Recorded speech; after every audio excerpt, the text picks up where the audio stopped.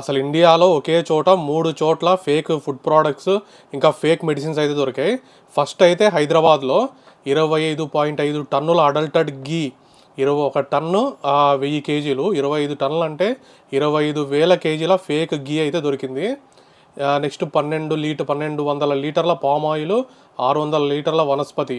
ఇవన్నీ ఎక్కడెక్కడ దొరికాయంటే 130 ఎస్టాబ్లిష్మెంట్స్, అందులో 39 మ్యానుఫ్యాక్చరింగ్ యూనిట్స్, 91 సెల్లింగ్ అవుట్లెట్స్. వీటన్నిటిలో ఇన్స్పెక్షన్ చేసి వీటిని అయితే పట్టుకున్నారు సజ్జనారన్ టీము. దొరికినదే ఇంత ఉంటే దొరకనేవి ఇంకా ఎన్ని ఉన్నాయో. ఏ ఫుడ్ చూసినా ఏ ప్రోడక్ట్ చూసినా కానీ ఫేక్ అయిపోతుంది ఇప్పుడు.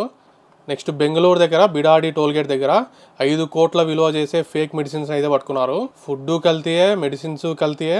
నెక్స్ట్ మహారాష్ట్రలో మథురాలో 2000 లీటర్ల పాలు, ఫేక్ పాలు, 5 క్వింటాల్ల ఫేక్ పన్నీరు. 5 క్వింటాల్స్ అంటే 500 కేజీల ఫేక్ పన్నీర్ని, వీటన్నిటిని పట్టుకున్నారు. నెక్స్ట్ గుజరాత్లో కూడా 700 కేజీల ఫేక్ రెడ్ చిల్లీ సాస్ అయితే దొరికింది. ఒకే రోజు ఇన్ని కేసులు అయితే బయటకు వచ్చాయి సడన్గా, ఎందుకో మరి. ఇంకా దొరకనివి ఇంకెన్ని ఉన్నాయో జాగ్రత్త. అసలు చూసుకుంటుంటే ఇంట్లో చేసుకోవడం వస్తే ఇంట్లో చేసుకోవడం మేలు. బయట కొన్నవన్నీ దాదాపు ఫేకే ఉన్నాయి. ఈ ఫుడ్ ప్రోడక్ట్స్ ఫేక్ ఉన్నాయి, పేస్ట్లు, సబ్బులు అవి ఫేక్ ఉన్నాయి, ఆయిల్స్ ఇంకా ఏవి చూసుకున్నా కానీ అన్నీ ఫేక్ చేస్తున్నారు ఇప్పుడు. వీటిని ఇంకా ఎక్కువ ఇన్స్పెక్షన్లు అయితే చేయాలా. మ్యాక్సిమం ఉన్న అన్ని ఫెసిలిటీస్లో అయితే ఇన్స్పెక్షన్ అయితే చేయాలా. ఓన్లీ ఒరిజినల్ ప్రోడక్ట్స్ని మాత్రమే ఉంచాలా ఇండియాలో. వీళ్ళకి శిక్షలు కూడా ఎక్కువగా లా అయితే మారాలా. ఇలాంటి చేసిన వాళ్ళకి శిక్ష ఎక్కువగా పడాలా, ఫైన్ కూడా ఎక్కువగా ఉండాలా మళ్ళా చేయకుండా. నెక్స్ట్ నలంద బీహార్లో ఒక స్కూల్లో మిడ్ డే మీల్స్లో పిల్లలకి ఉప్పు బదులు డిటర్జెంట్ పౌడర్ వేసాడంట వాడు ఎవడో కుక్. వీళ్ళకైతే ఫుడ్ పాయిజనింగ్ అయింది. వీళ్ళని హాస్పిటల్లో జాయిన్ చేశారు. వీళ్ళ పరిస్థితి ఇప్పుడైతే బాగానే ఉందంట. అసలు సాల్ట్, ఆ డిటర్జెంట్ పౌడర్ ఒకే చోట ఎవడు పెట్టుకోమన్నాడు వాళ్ళని. వేరే చోటు పెట్టాలి. కానీ కొంచెం అన్నా తేడా తెలుస్తుంది ఎంతైనా కానీ. చూడ్డానికి అయితే ఒకేలా ఉంటాయి కానీ పట్టుకున్నప్పుడు అయితే తేడా తెలుస్తుంది. వాడు అసలు ఏమనుకుని వేసాడేమో కానీ. నెక్స్ట్ మన కవితక్కాయ్ తెలంగాణలో గెలిస్తే ఎవరెవరికి భూమి లేదో వాళ్ళందరికీ 1 ఎకరా భూమి ఇస్తుందంట. ఖచ్చితంగా భూమి లేని ప్రతి పేద ఇంటికి కూడా కుటుంబానికి 1 ఎకరం చొప్పున మేము భూలక్ష్మి పథకం పేరుతోని భూ పంపిణీ చేయడం జరుగుతుంది. భూలక్ష్మి పథకం అంట 1 ఎకర ఇస్తుందంట. ఎవరి భూమి, ఎక్కడ భూమి, ఎలా ఇస్తుంది, అసలు ఎంతమంది ఉన్నారు భూమి లేని వాళ్ళు, ఎంత ఉంది భూమి, ఎంత ఉంది, ఎవరికి ఇస్తుంది, ఎంతమందికి ఇస్తుంది.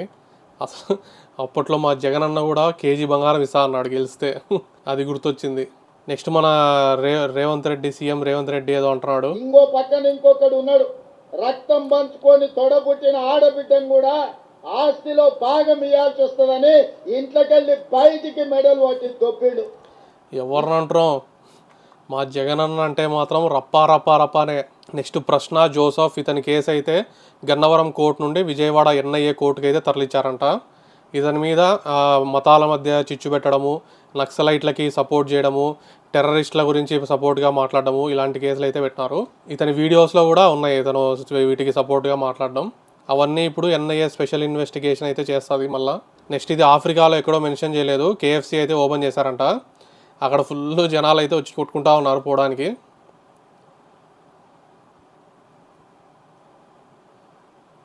వీళ్ళ మీద ఒక స్టీరియో టైప్ అయితే ఉంది, KFC ఎక్కువగా తింటారు బ్లాక్ పీపుల్ అని. వీళ్ళు దాన్ని నిజం చేస్తున్నారు. నెక్స్ట్ ఎన్టీఆర్ త్రివిక్రమ్ మూవీకి దేవసేనాపతి, గాడ్ ఆఫ్ వార్, ఈ 2 టైటిల్స్ అయితే రిజిస్టర్ చేశారంట ఎన్టీఆర్ ఆర్ట్స్. ఇందులో ఏదైతే బాగుంటుందని మీరు అనుకుంటున్నారు? నేనైతే సింపుల్గా గాడ్ ఆఫ్ వార్ అయితే బాగుంటుంది అనుకుంటున్నాను. దేవసేనాపతి అంటే దేవసేన అన్నట్టుంది. నెక్స్ట్ ఎన్టీఆర్ ఒక కొత్త ప్రొడక్షన్ హౌస్ అయితే స్టార్ట్ చేసినాడంట. ఎన్టీఆర్ ప్లస్ ఎంటర్టైన్ కలిపి ఎన్టీఆర్ టెయిన్ అంట. దీనికి డైరెక్టర్స్ వచ్చేసి ఎన్టీఆర్ అండ్ హిస్ వైఫ్ ప్రణతి గారు. ఆల్రెడీ ఏదో ఒకటి ఉన్నట్టుంది కదా వీళ్ళ ప్రొడక్షన్ హౌస్, ఎన్టీఆర్ ఆర్ట్స్. అది మరి కళ్యాణ్ రామ్ అండర్లో ఉంటుందేమో. వీళ్ళైతే కొత్తదైతే స్టార్ట్ చేస్తున్నారట మళ్ళీ. Next Sukumar and Ram Charan upcoming మూవీలో సారా అర్జున్ అయితే కన్ఫర్మ్ అవుతుంది అని టాక్స్లో ఉంది. ఇది ఇంకా టాక్స్లోనే ఉన్నాయి, వీళ్ళు అఫీషియల్ అయితే కాదు. Next Nani's character in paradise is prostitute son అంట. Rising against a powerful mafia, ఈ విషయం తెలిసిందే. KGF లాగే ఇంకా ఆల్మోస్ట్ స్టోరీ. అందులో కూడా మదర్ కోసమే రైజ్ అవుతాడు హీరోగా. ఇందులో కూడా ఇంకా ప్రాస్టిట్యూట్ సన్ను, రైజింగ్ అగేన్స్ట్ మాఫియా, 2 ఆల్మోస్ట్ ఇంకా దాదాపు స్టోరీ లైన్ అయితే సేమ్. స్క్రీన్ ప్లే అయితే డిఫరెంట్ ఉంటుంది. స్క్రీన్ ప్లే, క్యారెక్టర్స్ అవన్నీ ఇంకా ఖచ్చితంగా డిఫరెంట్ అయితే ఉంటాయి. ఇవి మరి ఇప్పుడు వరకు ఉన్న అప్డేట్స్ అయితే. ఇలాంటి వీడియోస్ కోసం మన ఛానల్ అయితే సబ్స్క్రైబ్ చేయండి. బాయ్.